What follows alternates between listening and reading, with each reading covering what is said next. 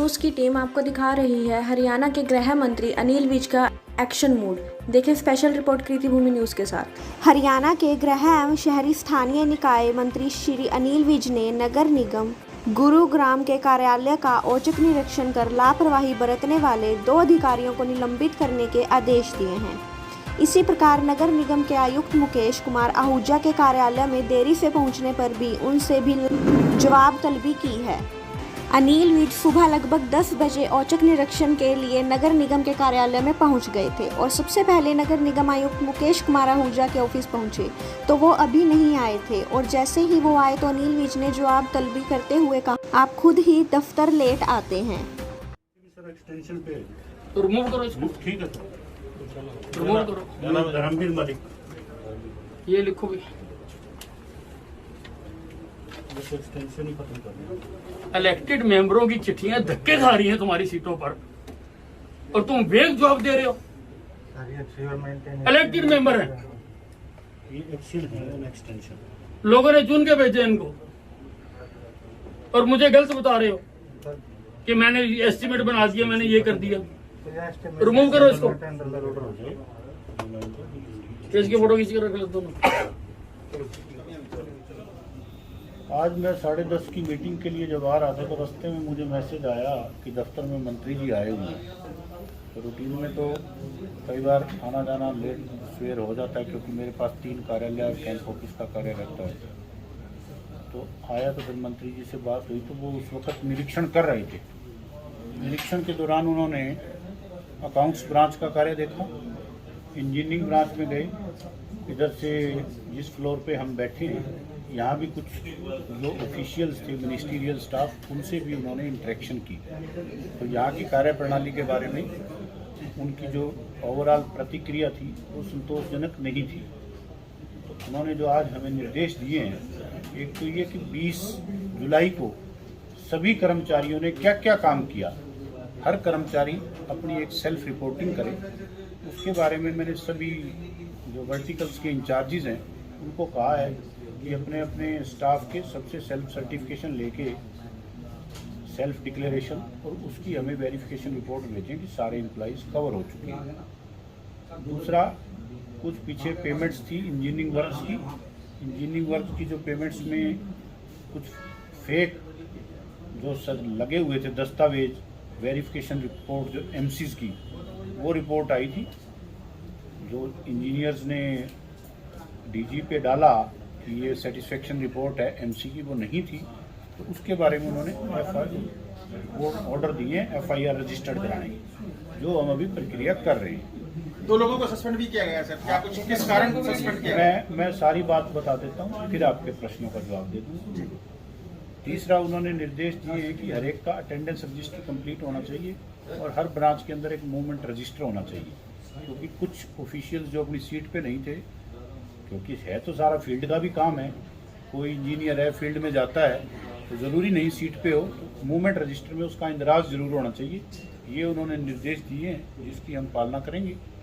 और 2 ऑफिसर्स को उन्होंने सस्पेंड किया है, एक राकेश शर्मा और एक कुलदीप यादव, जो मौके पर नहीं थे, जिनके वेयर अबाउट्स पता नहीं चले। और इसके सिवाय एक जो एफआईआर का मैंने आपको बता दिया, एक धर्मवीर मलिक एक्सियन थे जो मौके के ऊपर जो हमारे पास एक्सटेंशन पे चल रहे हैं, उनके उन्होंने रिमूवल के ऑर्डर किए हैं। तो वो रिमूवल के ऑर्डर सरकार से आ जाएंगे तो हम उसके ऊपर कार्रवाई कर देंगे। सर, जो प्रोग्राम में जो जल भराव होता है उसको लेकर के आपने कई अधिकारियों की ड्यूटी लगाई थी जब आपने चार्ज लिया था, उसके बावजूद भी प्रोग्राम में जिस तरह से जल भराव हुआ, जिस तरह से युवक की भी मौत हुई उस दौरान, तो आप सेटिस्फाई हैं कि अधिकारियों ने अपनी ड्यूटी की थी पूरी? मैं इसमें थोड़ा सा कहना चाहूँगा कि एक यहाँ का रहा है टोपोग्राफी के एंगल से कि जल भराव तो रहता है।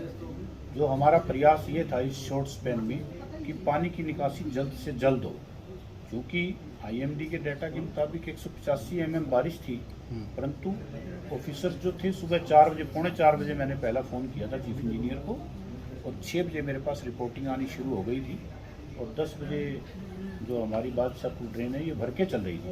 यानी कि बारिश ठीक थी, अच्छा था, रेनफॉल अच्छा था और निकासी में समय ज़रूर लगा पर निकासी हो गई।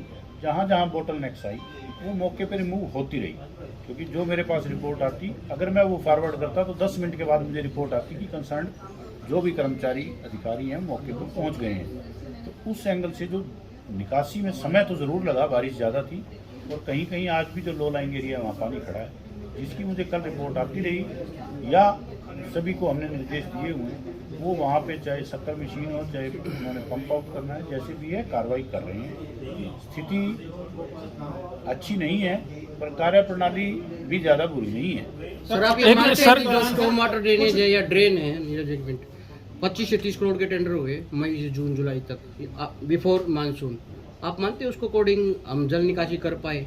क्योंकि इतनी बड़ी अमाउंट है 30 जो करोड़ ऑपरेशन और मेंटेनेंस के जितने टेंडर्स वगैरह काम चल रहे थे सर, वो जब मैंने यहाँ ज्वाइन किया तो मैंने एक बार निरीक्षण किया, मुझे काम संतोषजनक नहीं पाया गया। सर मैंने कहा भी इसमें सारे की डिसिल्टिंग तो एटलीस्ट होनी चाहिए।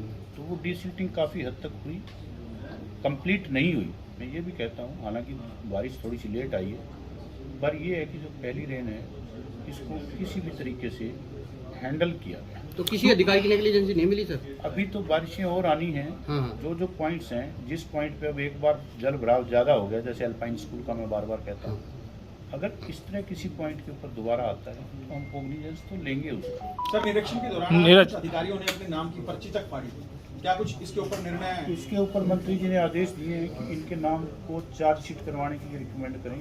उन्होंने तो आदेश कर दिए, हम इसकी चिट्ठी बना के सरकार को आज भेज देंगे। मंत्री अधिकारी नदारद मिले, टाइम पर नहीं पहुंचे थे, उनके बारे में क्या कहेंगे? जो अधिकारी नहीं मिले उसके बारे में मंत्री जी ने ऑन इट्स ओन एक्शन ले लिया है, 2 SDO को सस्पेंड किया है। बाकी जो मिला उससे उन्होंने कार्यप्रणाली पूछी। सर एक मंत्री ज्यादा टाइम अकाउंट ब्रांच में बिताया, वहाँ पे क्या कुछ कमियां मिली? क्या वहाँ पे उन्होंने जो अकाउंट्स का जो सिस्टम है उन्होंने उनको ब्रीफ किया, ऑफिशियल्स ने उसको बताने में, आगे समझने में थोड़ा सा जो समय लगा, इसलिए वहाँ समय ज़्यादा लग गया। सर मंत्री जी ने एक माना है कि निगम में घोटाला है, तो क्या आप भी मानते हो?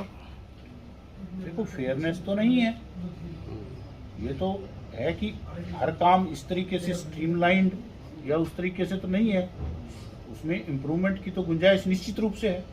आपके ज्वाइन करने के बाद क्या मानते हैं कि कुछ घोटाले सामने आए हैं जिनके ऊपर जांच चल रही है? घोटाले के बारे में मैंने बोल दिया है चीफ इंजीनियर को कि जो भी काम के मामले में, बेसिकली तो इंजीनियरिंग वर्क से रिलेटेड, जी मैंने बोला है कि जो इस तरह के लैप्सेस हैं, पीछे उनका 1 महीने से स्वास्थ्य ठीक नहीं था, जो इस तरह के इश्यूज हैं वो लाएं।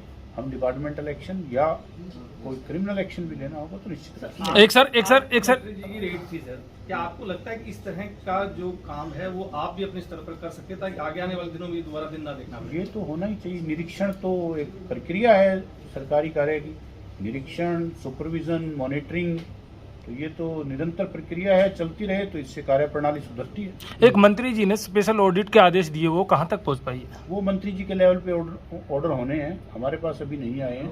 उन्होंने स्पेशल ऑडिट करवाना है कुछ पीरियड का या कुछ एरियाज का, वो हमारे पास अभी ऑर्डर नहीं है। सर एनजीटी ने आज है ना डीसी साहब इंक्लूड हैं उसमें 3 हाँ जी। सदस्यों की कमेटी बनाई है कि खुले में बंधवाड़ी में कूड़ा जला दिया और 4 साल हो गए वेस्ट टू एनर्जी प्लांट शुरू नहीं है अब तक, एनओसी मिलने के बावजूद भी।